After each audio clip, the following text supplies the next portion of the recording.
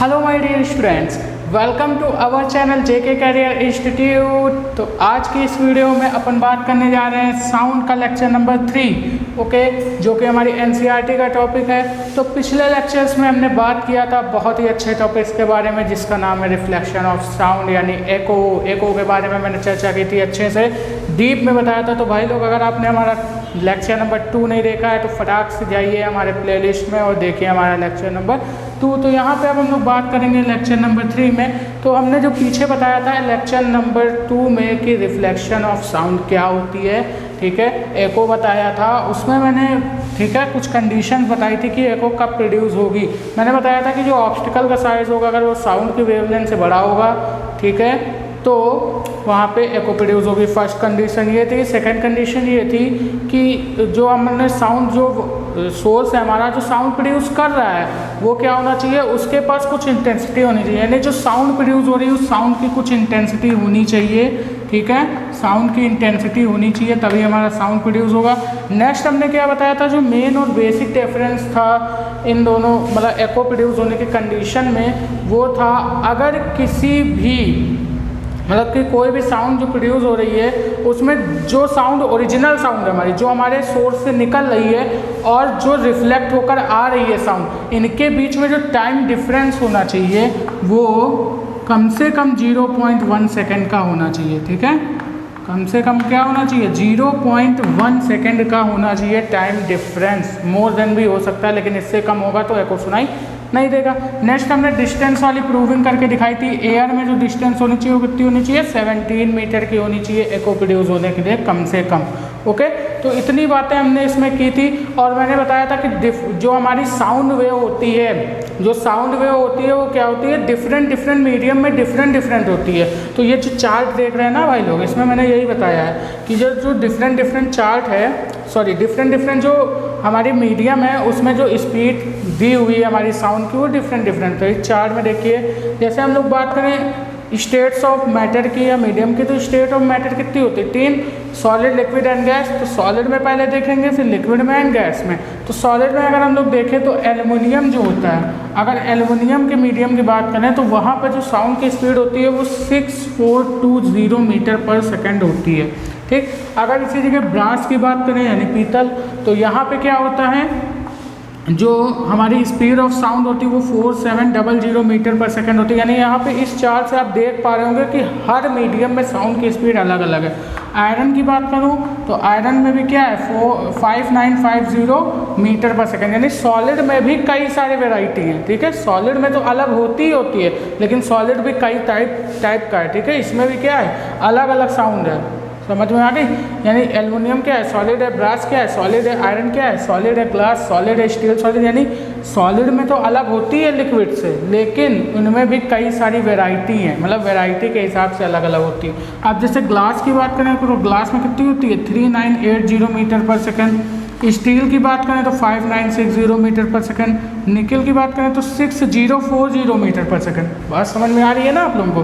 तो ये देखिए, इस तरीके से हर एक मीडियम में जो स्पीड ऑफ साउंड होती है वो अलग अलग होती है। तो इस चार्ट को भाई लोग आप लोग अपनी कॉपी पे जल्दी से नोट कर लीजिएगा, ठीक है। अब लिक्विड में जैसे देखिए तो एथेनॉल की बात करें, यू नो एथेनॉल जानते हो, एल्कोहल का ये एक हमारा होता है फॉर्मूला, ठीक है।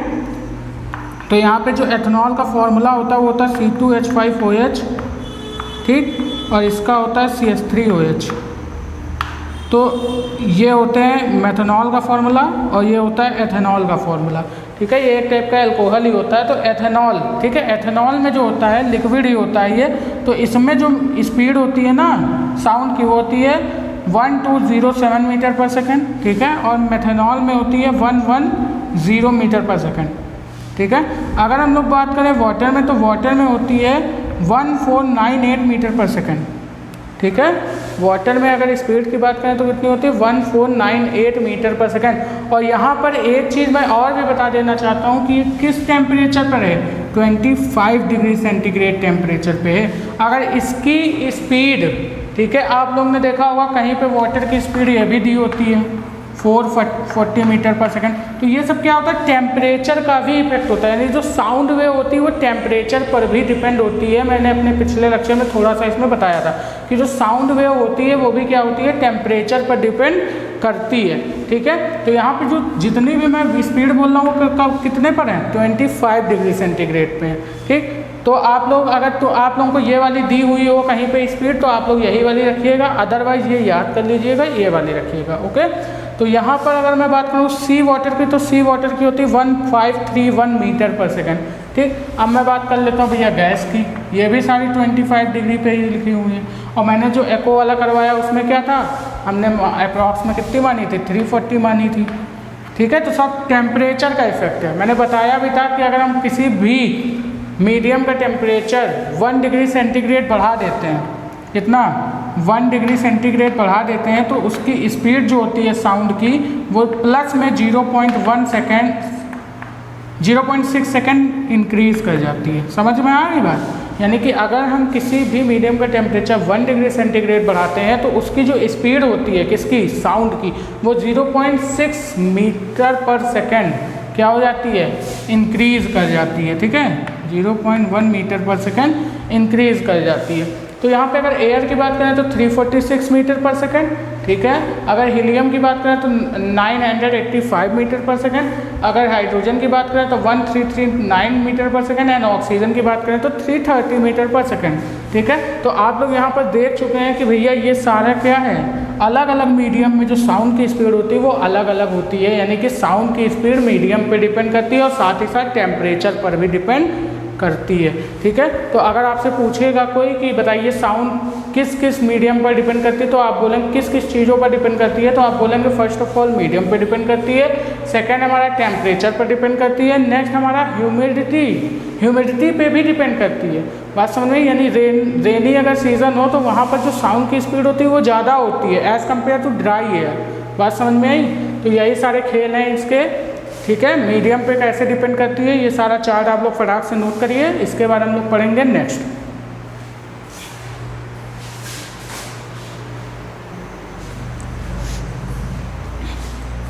हाँ तो स्टूडेंट्स, अब हम लोग देख लेते हैं कुछ क्वेश्चन जो कि हमारे एको पर बेस्ड हैं। ठीक है, एको पर जो हमने पढ़ाया था रिफ्लेक्शन ऑफ साउंड, उसमें मैंने एको का फॉर्मूला बताया था, T = 2D/V। ठीक है, वहाँ पे मैंने इस फॉर्मूले के बारे में डिटेल में चर्चा की थी। तो भैया अब यहाँ पे कर लेते हैं इस क्वेश्चन पे, इस फॉर्मूले पे रिलेटेड कुछ क्वेश्चन। ठीक है, तो यहाँ पे बोल रहा है, ये जो पहला क्वेश्चन है बोल रहा, a man standing between 2 hills and fire a gun and hearing 2 echo, ठीक है, 1 after another 2 second and 3 second, find the distance between 2 hills.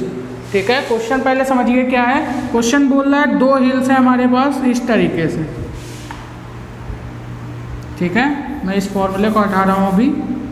2 हिल है हमारे पास इस तरीके से, और बोल रहा है इन 2 हिल्स के बीच में एक मैन है, एक पर्सन है जो खड़ा हुआ है। ठीक है, इस तरीके से एक मैन खड़ा हुआ है, इसके हाथ में क्या है भैया, गन है। इसके हाथ में क्या है, गन।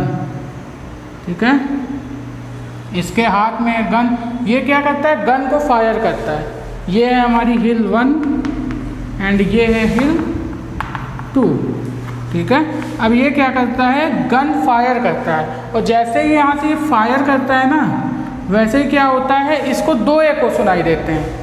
इसको 2 एको सुनाई देते हैं। एक एको जो सुनाई देता है वो 2 सेकंड बाद। एक तो भैया ओरिजिनल साउंड जो इसके क्या होगी, गन से निकलेगी। एक ओरिजिनल साउंड जब ये फायर करेगा तो तुरंत इसको सुनाई देगी, वो वाली तो ओरिजिनल साउंड हो गई। लेकिन जो एको इसको सुनाई देगा, वापस जो साउंड उसको रिफ्लेक्ट होकर सुनाई देगी, वो 2 एको सुनाई देगी। एक 2 सेकंड बाद, एक 3 सेकंड बाद। भैया 2 एको सुनाई दे रही हैं, एक 2 सेकंड बाद, एक 3 सेकंड बाद। ठीक है, तो आपसे ये पूछ रहा है कि ये जो हिल की डिस्टेंस है जिनके बीच में ये पर्सन खड़ा हुआ है, इन दोनों हिल्स के बीच की डिस्टेंस क्या होगी। ओके, तो हमसे पूछ रहा है भैया ये, तो हमने कहा अगर इसने गन फायर किया तो पहला तो क्या हुआ होगा, यहाँ से साउंड निकली होगी इस तरीके से, ऐसे। ठीक है, और ये टकरा कर ऐसे वापस आई होगी। ठीक, तो पहला कितने सेकंड में सुनाई दे रहा, हमने माना पहला साउंड ये सुनाई दे रहा 2 सेकंड में, ठीक। दूसरा फिर ये वाली साउंड क्या होगी, यहाँ तक आई होगी इस तरीके से, ठीक है, और टकराकर फिर इसके कान में गई होगी। ये जो रिफ्लेक्शन हो रहा है कितने सेकंड बाद हो रहा है, 3 सेकंड बाद हो रहा है, ठीक है। पहला हुआ 2 सेकंड बाद एंड दूसरा हुआ 3 सेकंड बाद। बात समझ में आ रही है। तो आपसे पूछ रहा है इन दोनों हिल्स के बीच की डिस्टेंस क्या होगी, ठीक है। तो यहाँ पर हम लोग क्या करेंगे, हाँ, और बोल क्या रहा है 2 सेकंड बाद और 3 सेकंड बाद, तो ये हमको दिया क्या है, इस फॉर्मूले के अकॉर्डिंग अगर हम लोग देखें T = 2D/V, ठीक। और ये सारी जो चर्चा हो रही है किस में हो रही है, मैं बता देना चाहूँगा एयर में। किस में हो रही है, एयर में हो रही है भाई, कोई और मीडियम नहीं है यहाँ पे, ठीक। तो यहाँ पे ये जो दिया हुआ है ना, ये सेकंड में ये क्या दिया हुआ है, टाइम गिवन है। तो फर्स्ट जो T1 की वैल्यू है वो कितनी दी है, 2 सेकंड, एंड T2 की वैल्यू दी है यहाँ पे 3 सेकंड। 2 एको सुनाई देते हैं ना, तो 2 बार ये फॉर्मूला यूज़ करना पड़ेगा। तो फर्स्ट जो एको सुनाई देता है वो T1 टाइम पे, सेकंड सुनाई देता है T2 टाइम पे। तो अगर मैं बोल रहा हूँ ये सब क्या है भैया, मैंने बोला एको इसको सुनाई देगा, क्यों, अब आप बोलोगे सर इसमें तो मिनिमम डिस्टेंस मतलब टाइम जो बताया था आपने वो 0.1 सेकंड बताया था।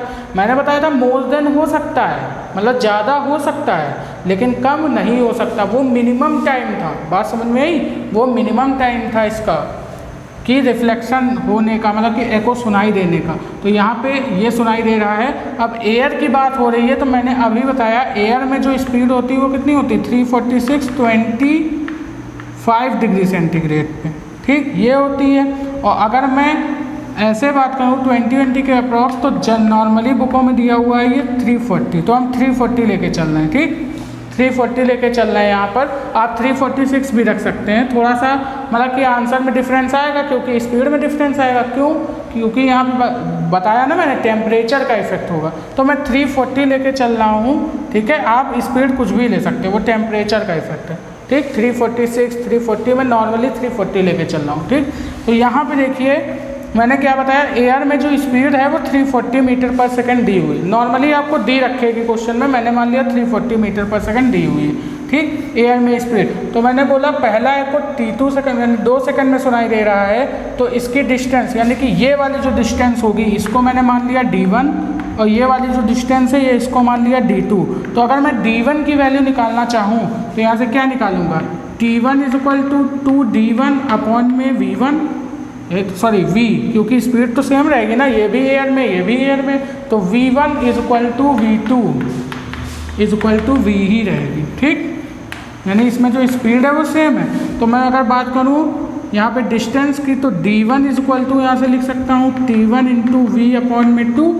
तो यहाँ से लिखूँगा मैं T1 की वैल्यू कितनी है, 2 × 340/2, ठीक है। यानी यहाँ से जो डिस्टेंस आएगी किसकी, ठीक है, हमारी ये वाली D1 की, यानी इस मैन से हिल 2 की जो डिस्टेंस आएगी वो आएगी 340 मीटर। ये फर्स्ट आ गई हमारी डिस्टेंस, ठीक है। एंड सेकंड अगर मैं बात करूँ हिल 1 से यानी D2 की, तो मैं यहाँ पे देख रहा हूँ D2 = आ जाएगा कितना, T1 × V, ठीक। तो D2 T2 × V आएगा, तो D2 कितना, T2 की वैल्यू 3 × V की वैल्यू कितनी है 340/2, यहाँ पे /2, ठीक है। तो यहाँ से कितनी बार में जाएगा, ये 17 बार में। तो यहाँ से जो स्पीड आएगी मतलब जो वैल्यू आएगी डिस्टेंस की वो कितनी आ गई, D2 की 510 मीटर। समझ में आ गई बात। तो यहाँ पे कितनी है 340, यानी D1 की वैल्यू जो आई वो 340 मीटर आई और ये आई 510, यानी इन दोनों के बीच की डिस्टेंस पूछ रहा है ना, तो इन दोनों हिल्स के बीच की, ये तो मैंने कहाँ से निकाली, पर्सन से इस हिल के बीच की डिस्टेंस और यहाँ से इस हिल के बीच की डिस्टेंस। अब मुझे अगर दोनों हिल्स की टोटल डिस्टेंस बतानी है तो मैं इसको क्या करूँगा, D मान लूँगा, और D जो डिस्टेंस होगी वो इस डिस्टेंस और इस डिस्टेंस को जोड़ के ही तो आएगी भाई। तो मैं ऐसा लिख सकता हूँ D1 + D2, ठीक। तो यहाँ से मैं क्या करूँगा, अगर टोटल डिस्टेंस हमको निकालना होगा तो मैं यहाँ से करूँगा D1 + D2, ठीक। तो D1 की वैल्यू कितनी है 340 मीटर प्लस D2 की वैल्यू कितनी है 510 मीटर। ठीक, अब यहाँ से अगर मैं मतलब इसको क्या करूँगा ऐड करूँगा तो यहाँ पे जो स्पीड हमारी जो वैल्यू आती है डिस्टेंस की, टोटल डिस्टेंस की जो वैल्यू आती है वो आती है यहाँ से 538, ठीक है 415, यानी कि 850 मीटर, यानी 850 मीटर की दूरी पर ये दोनों डिस्टेंस मतलब ये दोनों हिल्स खड़ी हुई। ठीक है, यानी कि मैं बोलूँगा अगर इन दोनों हिल्स के बीच की डिस्टेंस क्या है तो इन दोनों हिल्स के बीच की डिस्टेंस है 850 मीटर। इतनी बात आप लोगों को समझ में आ गई। तो यही क्वेश्चन में हमसे पूछा हुआ था। तो ये क्वेश्चन आई होप आप लोगों को बढ़िया से समझ में आ गया होगा। तो अब हम लोग बढ़ते हैं नेक्स्ट क्वेश्चन की तरफ। ठीक है, इसको रफ करते हैं या तो फिर पहले आप इसको नोट करिए फिर रफ करता हूँ।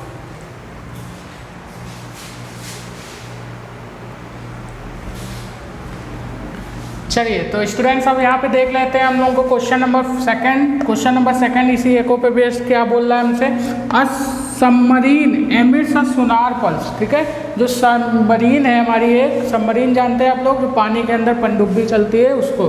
ठीक है, वो क्या कर रही है सोनार पल्स एमिट कर रही है। ठीक है, यानी एक रेडिएशन एमिट कर रही है। अभी सोनार सिस्टम पढ़ाएंगे तो उसमें पढ़ाएंगे सोनार पल्स। ठीक, which returns from an under water cliff in 1.02 second. आपसे क्या बोला, एक सबमरीन है जो कि पानी के अंदर मतलब कि समुद्र के अंदर है, वो क्या कर रही है सोनार पल्स एमिट कर रही है। और वो सोनार पल्स नीचे क्लिफ, एक कोई मतलब कि क्लिफ का मतलब आप वॉल समझ सकते हैं। ठीक है, एक नीचे कोई वॉल है उससे टकरा कर क्या हो रही है 1.02 सेकेंड में वापस आ रही है। ठीक है, रिटर्न हो रही है। If the speed of sound of salt water is 1531 meter per second, यानी सॉल्ट वाटर की जो स्पीड दी हुई है, देखिए आपको क्वेश्चन में गिवन है ना 1531 meter per second, how far away the Cliff, यानी सबमरीन से उस क्लिफ के बीच की डिस्टेंस आपको बतानी है क्या होगी। यानी यहाँ पे क्या बतानी है डी की वैल्यू बतानी है कि क्या होगी, distance between submarine and Cliff. ठीक है, ये आपको यहाँ पर बताना है। तो यहाँ पे हम लोग क्या करेंगे, अगेन ये वाला फॉर्मूला हम लोग जानते हैं, T = 2D/v। यहाँ पे टाइम हमको दिया हुआ है कि इतने सेकंड बाद रिफ्लेक्ट होकर आ रही है, यानी कि ये एको के टाइम है। ठीक है, एको का टाइम है 1.02 सेकंड। ठीक है, तो यहाँ पे अगर हम लोग बात करें तो ये किसका टाइम है, T है हमारा रिफ्लेक्शन, जब साउंड रिफ्लेक्ट होकर आ रही है तो ये दिया है 1.02 सेकेंड। ठीक है, एंड स्पीड कितनी दी है, v की वैल्यू 1531 मीटर पर सेकेंड। तो T गिवन है, v गिवन है, दो चीज़ें हमको गिवन है, तो तीसरी चीज़ की वैल्यू नहीं निकाल सकते, आराम से निकाल सकते हैं। तो यहाँ पे निकालनी है D की वैल्यू, तो यहाँ हम लोग लिखेंगे 2D = T × v and D = T × v/2। तो D = क्या आ जाएगा, T की वैल्यू 1.02 × v की वैल्यू 1531/2। ठीक है, ये हो जाएगा। अब यहाँ से हटाएंगे पॉइंट, यहाँ लगेगा 0। ठीक है, तो यहाँ से जब इस वाले क्वेश्चन को मतलब ये जो सॉल्यूशन आप लोग सॉल्व करेंगे, ठीक है, ये पॉइंट हटा के 0 लगाया। अब यहाँ पे क्या हो गया, थोड़ा सा आसान। ठीक है, इसको सॉल्व करना, तो ये 2 से कट जाएगा, 2 × 1 = 2। ठीक है, ये कटेगा 2 × 5 = 10, 2 × 1 = 2। ठीक, अब आगे और आप लोग सॉल्व करेंगे इसको, तो यहाँ पे कितना आ जाएगा, इसको आप मल्टीप्लाई कीजिए, 51 का 1 कैरी 5। ठीक है, फिर इसको आप लोग करिए, कितना आएगा 3 × 3। ठीक है, 1, देखिए ऐसे होगा, मैं करके यहाँ पे दिखा देता हूँ। 1531 51 आप करेंगे तो यहाँ से आ जाएगा 1351 × 5 15 1 कैरी 5 5 25 और 1 26 2 5 1 5 और 2 7। तो यहाँ पे जो आएगा वो आ जाएगा 1 5 3 8 5 5 10 0 1 6 1 7 1 8 7। ठीक है, यानी कि यहाँ पे जो आएगा D की वैल्यू वो आ जाएगी 78081/100। जब डिवाइड करेंगे तो यहाँ से आ जाएगा 780.81। ठीक है, ये आ जाएगी डिस्टेंस और ये आएगी मीटर में। तो जो डिस्टेंस आ गई आपकी वो कितनी आ गई, 780.81 मीटर। ये आ गई आपकी डिस्टेंस सबमरीन और क्लिफ के बीच की। तो ये क्वेश्चन भी इस फॉर्मूले पे एकदम सिंपल सा क्वेश्चन था जो कि इसी फॉर्मूला पर बेस्ड था। ठीक है। अब हम लोग आगे पढ़ते हैं। हमने देखिए सेकंड लेक्चर में बात की थी साउंड की फ्रिक्वेंसीज के बारे में, ठीक है, कि अगर साउंड की फ्रिक्वेंसी जो ह्यूमन ईयर डिटेक्ट कर पाता है वो है 20 हर्ट्ज टू 20,000 हर्ट्ज। अगर उससे ज़्यादा होगी तो वो जो हमारी साउंड होती है वो चेंज हो जाती है, उनको हमारा ह्यूमन ईयर डिटेक्ट नहीं कर पाता है, ठीक है। तो भैया अगर हमारा ह्यूमन ईयर डिटेक्ट नहीं कर पाता तो उन साउंड को क्यों बनाया गया, क्या यूज़ है उनका, ठीक है। तो हमने पढ़ा था अगर किसी भी साउंड की फ्रिक्वेंसी 20,000 हर्ट्ज से ज़्यादा है तो उसको हम लोग बोलते हैं अल्ट्रासोनिक साउंड। तो इनकी एप्लीकेशंस भी बनाई गई है। जो अल्ट्रासोनिक साउंड है ना, जिनको हमारा ह्यूमन ईयर डिटेक्ट नहीं कर पाता, उनके बेस पर क्या हुआ है, कुछ एप्लीकेशंस बनाई गई हैं, ठीक है। इस वजह से आप यही तो कुछ सोच रहे होंगे कि भैया जब इसका कोई यूज़ नहीं है तो ये क्यों बनाई गई। तो ये बनाई गई है हमारे कुछ यूज़ के लिए। इनका यूज़ है, मैं अभी बताऊँगा, ठीक है। इनके कुछ एप्लीकेशंस बने हुए हैं, ठीक है। और कई सारे हमारे मतलब कि बैट्स हैं हुए, यानी कई सारे हमारे पक्षी या फिर कीड़े मकोड़े भी हैं जो क्या करते हैं, इन साउंड्स का ही यूज़ करके अपनी जीवन शैली चलाते हैं, ठीक है। बात समझ में आई। तो ये सारी चीज़ें अभी हम लोग पढ़ेंगे, अल्ट्रासोनिक साउंड के बारे में डिटेल में पढ़ेंगे। तो ये क्वेश्चन फटाक से आप लोग नोट कीजिए।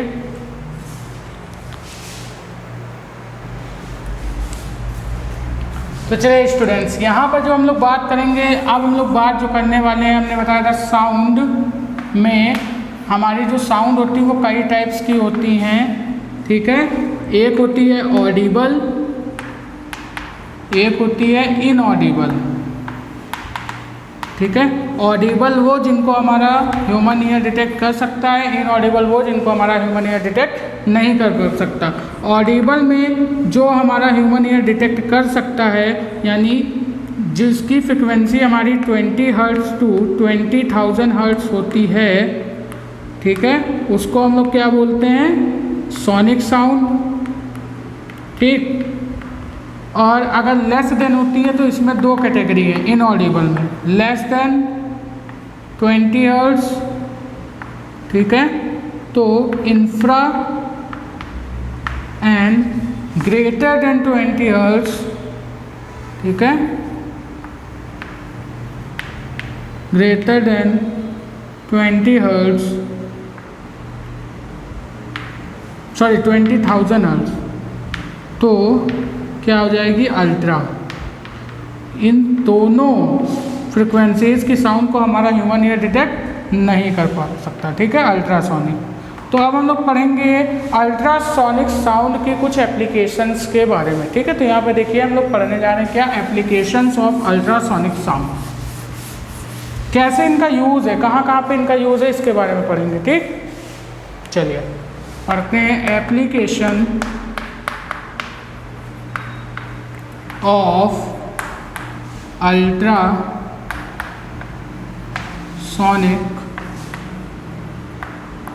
साउंड।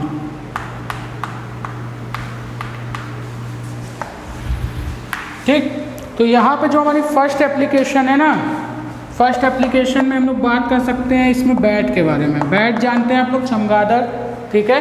ये क्या करते हैं, ये सब कैसे होते हैं, मतलब कि ये इनको दिखाई नहीं देता है। बात समझ में, ये बेसिकली कि कहाँ पे निकलते हैं, रात में निकलते हैं, भाई सबने देखा होगा, ठीक है। तो ये जो बैट्स होते हैं हमारे, ठीक है, इनके पास आंखें नहीं होती, यानी ये देख नहीं पाते हैं, और रात में निकलते तो बिल्कुल अंधे ही हो जाते हैं। तो भैया ये किस तरीके से अपनी एक्टिविटी करते हैं, तब भी आप लोग देखते हैं कि चमगादड़ रात में बड़े आराम से उड़ लेता है। कैसे उड़ लेता है, क्योंकि वो क्या करता है, उसके पास एक चीज़ होती है। भैया देखो, भगवान ने सबको कुछ ना कुछ सेंस करने के लिए दिया है, ठीक है। जैसे हमको देखने के लिए आंखें दी है ना, वैसे उसको देखने के लिए अल्ट्रासोनिक साउंड दिया उन्होंने, ठीक। तो उसने क्या किया है, मतलब बैट क्या करता है, उसके पास एक पावर होती है, किस चीज़ की, अल्ट्रासोनिक साउंड की, साउंड को सुनने की। जैसे हम लोग क्या है भैया, हम लोगों के पास पावर है किसी चीज़ को देखने की, वैसे इन लोगों के पास पावर है, नहीं देखने की तो पावर नहीं है, लेकिन एक पावर है अल्ट्रासोनिक साउंड को सुनने की, जो हम लोग नहीं सुन पाते हैं, ठीक है। जो नॉर्मली हम लोग नहीं सुन पाते हैं वो साउंड ये लोग सुन लेते हैं, ठीक है। अल्ट्रासोनिक साउंड को सुनने की इन लोगों के पास पावर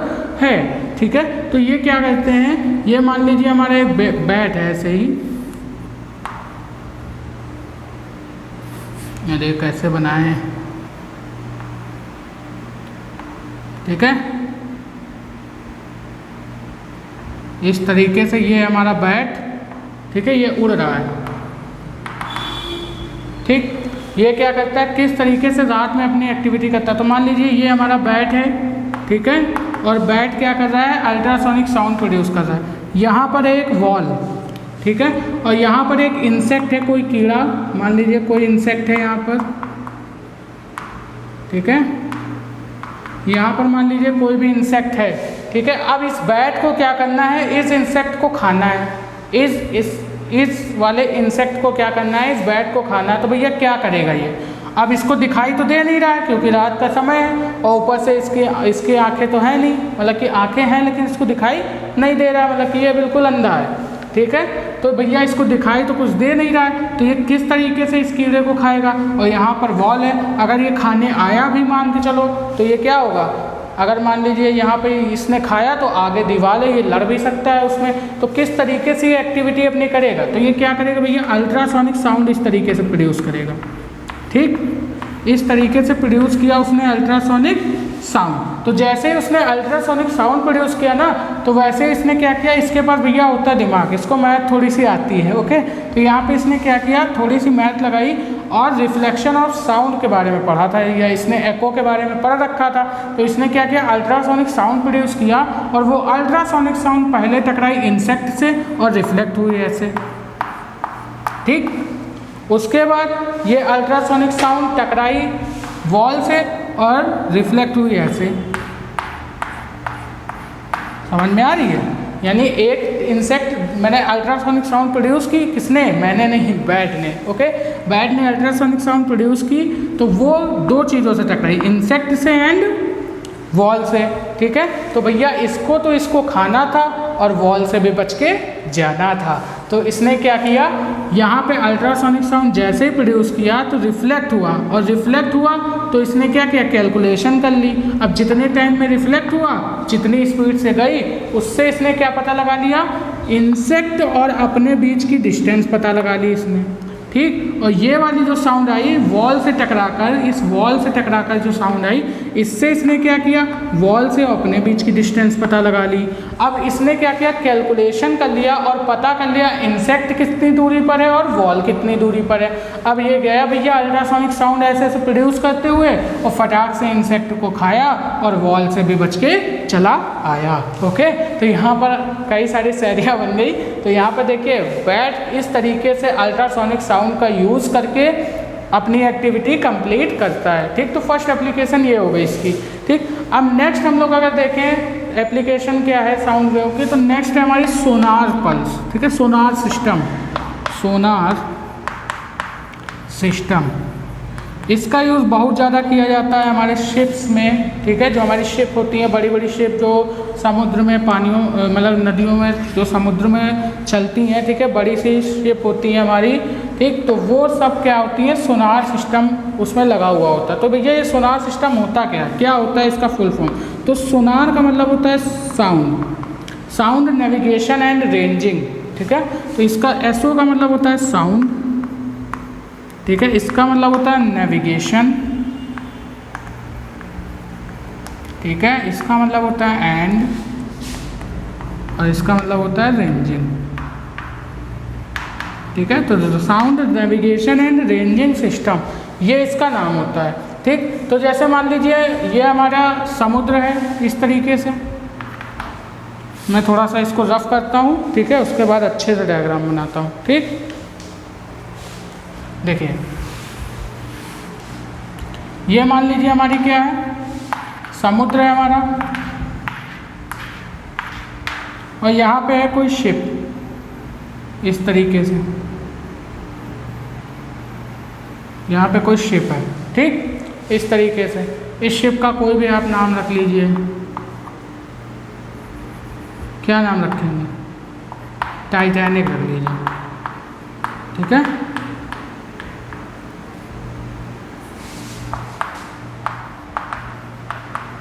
ठीक, टाइटैनिक ये हमारी शिप है, ओके।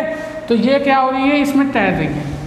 अब इसके नीचे दो ट्रांसमीटर लगे होते हैं सिस्टम, ठीक है। इसी को बोलते हैं पूरा सिस्टम को सोनार सिस्टम। इसमें होता है एक ट्रांसमीटर एंड एक होता है रिसीवर, ठीक है।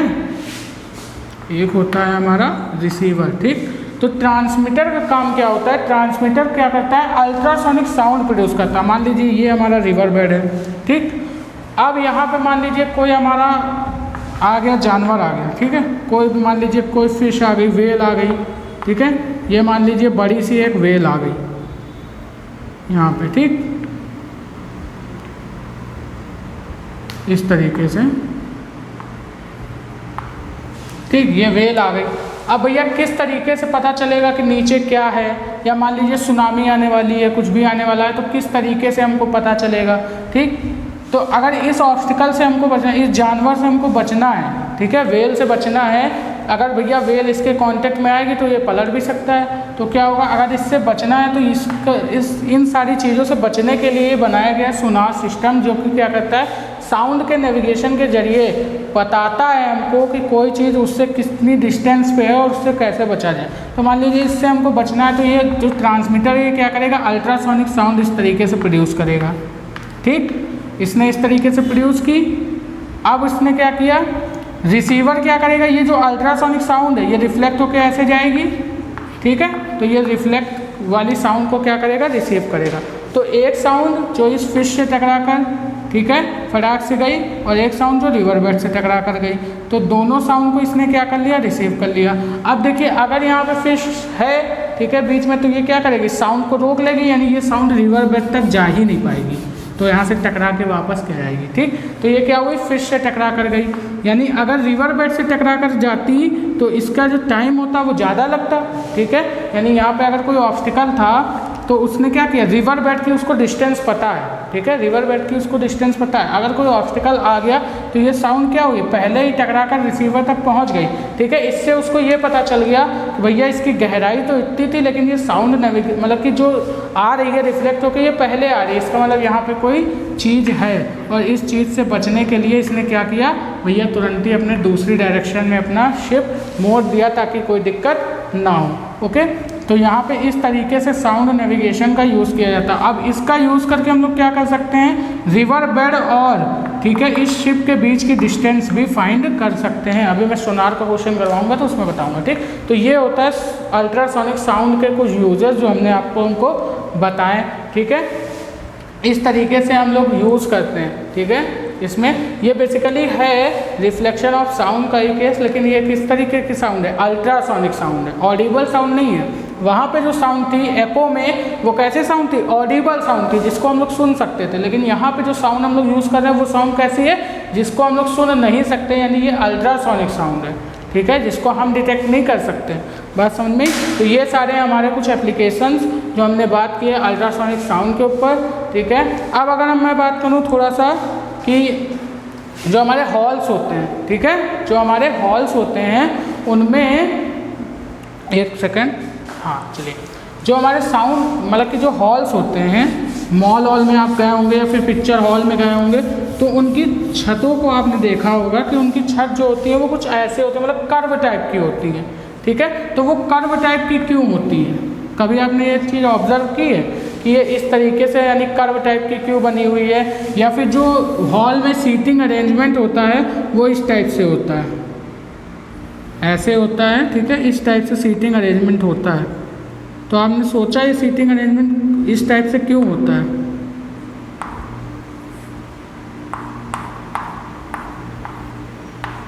इस तरीके से सीटिंग अरेंजमेंट होता है, कभी आपने सोचा ऐसा क्यों होता है? हाँ, नहीं सोचा? तो मैं बताता हूँ क्यों ऐसा होता है। ठीक है, तो यहाँ पे क्या होता है, जब कोई चीज़ जब साउंड सोर्स से निकलती है, ठीक है, तो एक बड़ा सा हॉल होता है। अगर बड़े से हॉल में हम लोग क्या करते हैं, साउंड को मतलब कि कोई ऐसे ही बोलता है ना, तो वहाँ पे क्या होता है, जब भीड़ भाड़ वाली जगह पे जाते हैं तो वहाँ पर रिवर्बरेशन होने लगता है। रिवर्बरेशन का मतलब क्या समझ रहे हैं कि वहाँ पे साउंड की क्लियरिटी नहीं आती, साउंड हम लोग को क्लियर नहीं सुनाई देती है।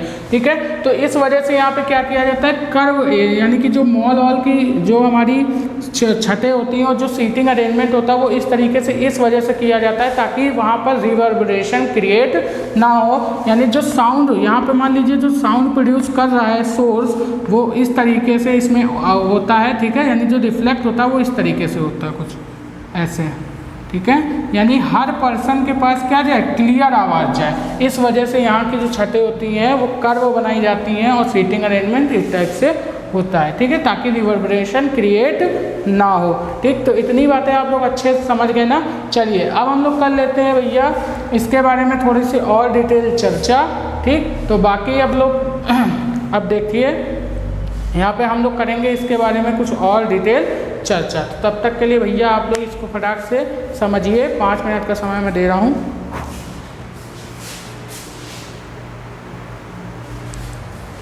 चलिए तो अब कुछ और चर्चा हम लोग कर लेते हैं इस पे। हमने पढ़ लिया एप्लीकेशन ऑफ अल्ट्रासोनिक साउंड। अब जो हमने एको पढ़ा था ना, इसकी भी कुछ एप्लीकेशंस बनाई गई हैं, ठीक है। Application of